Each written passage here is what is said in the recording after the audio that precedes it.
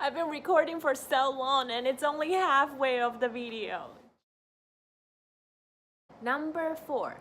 How do I know I'm doing it right? LinkedIn profile and post. My LinkedIn profile can be your baseline and the professor's LinkedIn post can be your reference.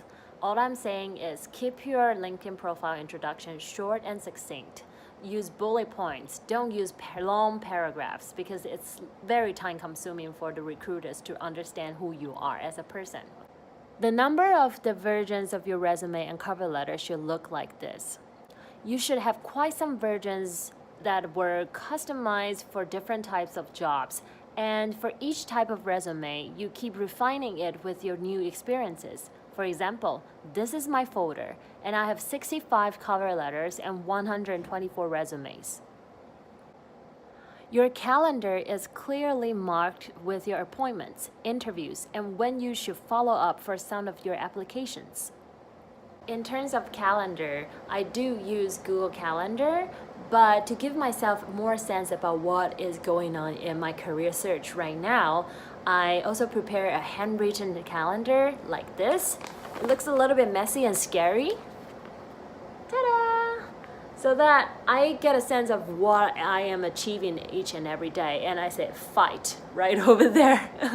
So you can see that it was a grueling journey, but it will help you to understand that, yeah, I'm doing things every day because I'm focusing on what I can control, okay?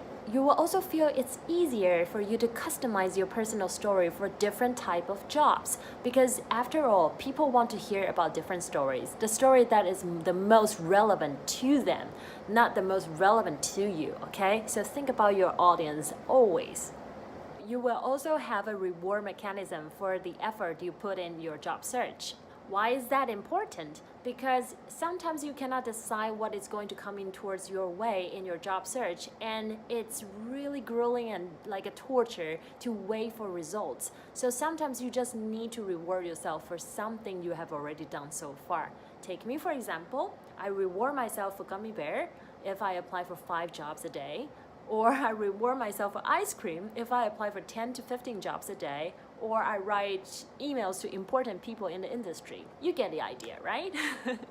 Another good sign that you're doing it right is you're constantly thinking about the interesting interview questions. Take me for example. I've been thinking about what is my favorite brand and why for a long time, like 11 months before my graduation. And during one of my most important interviews, the big boss asked me this question, and I answered, my favorite brand is Spotify. Why? Not only because I'm a die-hard fan, I use it every day, but it's because I really admire the way that it communicates with its consumers. There is a very specific examples that I give to this big boss. That is back in 2016, November, I think. Spotify has initiated an outdoor billboard campaign, and it puts some information about the consumer behavior in that local city, and also adding on a tagline that is perfectly intertwined with the atmosphere in that city back in that period of time. For example, in Britain, they have this outdoor ad that says, "Dear 3,749 people who streamed It's the End of the World as We Know It, the day before the Brexit vote. Hang in there." Or they have another ad that says, "Dear person who played Sorry 42 times on Valentine's Day, what did you do?" Tagline, "Thanks 2016, it's been weird."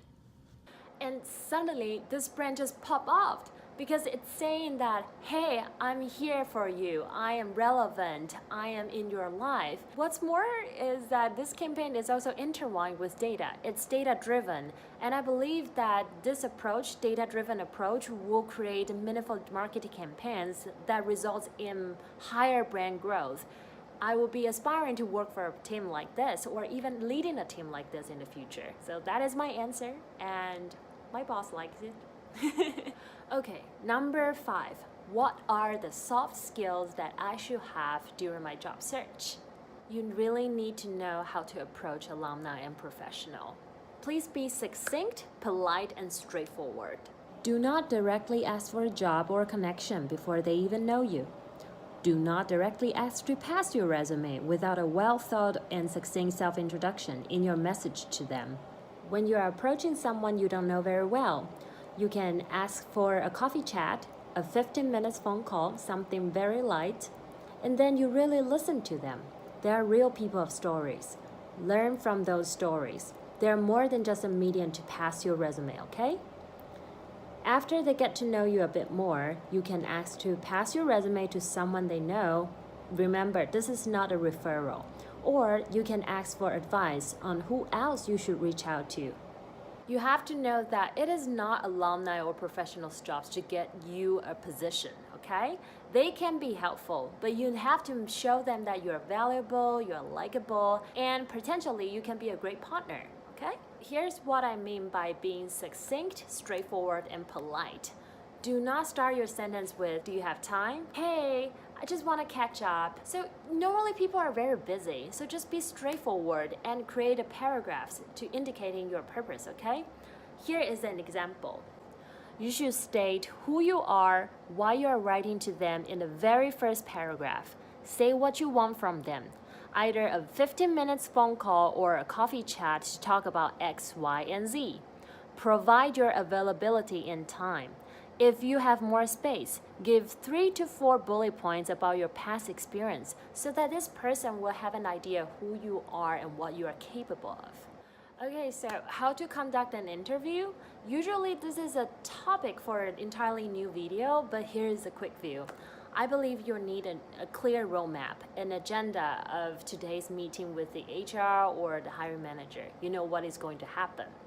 And secondly, you are very aware of the frequently asked question for this type of position that you are interviewing for, okay? And lastly, I believe you will have interesting questions for them. And here is where you can show how much you know about this company. So please do not ask that, oh, how much will you pay me? Or will I get to work from 9 to 5? Show them that you're interested in this position rather than just the normal package of the deal. Take this for example. You can ask, oh, I noticed in the news that the CEO is talking about this and that. Does that mean that the company's direction will be moving more towards this direction or that direction? See, this kind of question will invite more conversation, okay? Now, you will also need good storytelling skills. What I mean by that is, you no longer tell your personal stories just like a linear one. You need to find a centerpiece. I'll give you 2 examples. I used to introduce myself like this. Hi, I'm Anne. I used to work at Discovery Networks where I learned a little bit of everything in marketing over there, and then I decided to focus. So I came to Northwestern and is focusing my time and energy in marketing analytics, brand strategy, and consumer insights. And now I'm applying for jobs and seeking a career in consumer insights. That looks okay on the surface, but it doesn't have a focus. So here is the second example, which I think is a better one for your reference. Hi, I am Anne, and I have been fascinated by humans' behavior. I think it's very interesting to extract insights from consumers' behavior and use that to drive momentum in a brand's growth. That is why I started my career at Discovery Networks as a marketer. And over there, my project experience achieved such and such performance. While I love my job over there, I also know that I need a focus. So that is why I brought myself to Northwestern to dive deeper into consumer insights and marketing analytics. And over there, I have project experience A, B, and C to show that I can integrate both qualitative and quantitative data all together to drive a more well-rounded marketing strategies. And right now, I serve as a teaching assistant at Northwestern University, and I can see myself building a long-term career in consumer insights. So with these 2 self-introduction, you can sense the difference, right? The first one is more linear, with good energy. But the second one is more compelling, powerful, easy to remember. Why? Because it has a center theme. This theme ties in all the different pieces together and make sense of your career. So that is why it is more compelling to your readers' audience, okay? And I want you guys to find your piece, your centerpiece, your theme in your career so that you can be a better storyteller when you're introducing yourself. Okay, we are finally coming to the last piece of my video, mindset. It can be a hard journey for some of you. Sometimes you will get shocked by the stories you heard, like your classmates have already applied for 400 to 500 jobs within 3 months, or some people already secure an offer before they graduate. But you know what? It is their job. You don't need their job. You just need one job that is good for you, okay? What's more important is that it is their time zone. Everybody is in their own time zone. You're not early, you're not late. You're perfectly on time in your time zone. I read about this many years ago on an article, and I would like to share with you because it encouraged me so much back then. Try to focus on what you can control and be peaceful with the results that you have no control of. What I mean by that is I used to spend a lot of energy in, guessing, anticipating this hiring manager, this HR, what does that mean when they say this and that? But in the end, what I can control is the number of my applications, is the number of the emails I send out, and also the quality of my interviews and phone interviews. So I would say if I can save those energy and focusing on the, my job applications, I think I will have a more peaceful job search journey. So another important things that I would like to remind you guys and myself is that be empathetic to yourself. It is so important. Try not to beat yourself so hard for your mistakes or for what you think you could have done better in the past. Because we as human, we're not perfect and we can always improve. So try to calm yourself down a little bit and reward yourself the way you want it to be treated. Be open-minded, okay? Especially if it's your first job or your first job in the United States. You're still very malleable. Sometimes the best job for you doesn't come in a form that you were anticipating. Like it may not be the same title you want, or it may not be the industry that you exactly wanted. But try to focusing on the job description and see if this job is truly compatible with your career passion.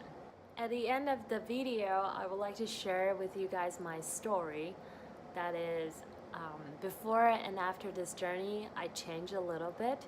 Before, I always prided myself for living to the fullest of my life. But that kind of attitude also suggests a little bit of arrogance. Like I can control a lot of aspects in my life, so that is why I can control the results. But finding a job and experiencing this whole journey, it taught me to be humble and flexible. There are just so many forces out there that you cannot decide or, command. So try to be flexible and let the current of times, economy, and politics to guide you, lead you to the place where best suits you. Couple things that I would like you guys to remember. Please be empathetic to yourself in this whole journey. And please focusing on the things that you can control of and not the things that you don't have a say of. Be open-minded to different types of jobs. Be flexible. Let the current of the times to take you. Sometimes it's just like, hey, universe, I have done so much right here. So now it's your job to lead me to the right place. Lastly, I want you to remember that you're not late, you're not early, you're perfectly on time in your own time zone. I understand what you're going through right now. It can be hard, it can be tough, I get it. But you also have to remember that this is a phase. And after this journey, you'll know so much about yourself. You'll become a different person, a better one, like a 2.0. I hope this video will be helpful to you. And shoot me a message if you have questions or leave a comment below. And 加油, you're not alone, okay?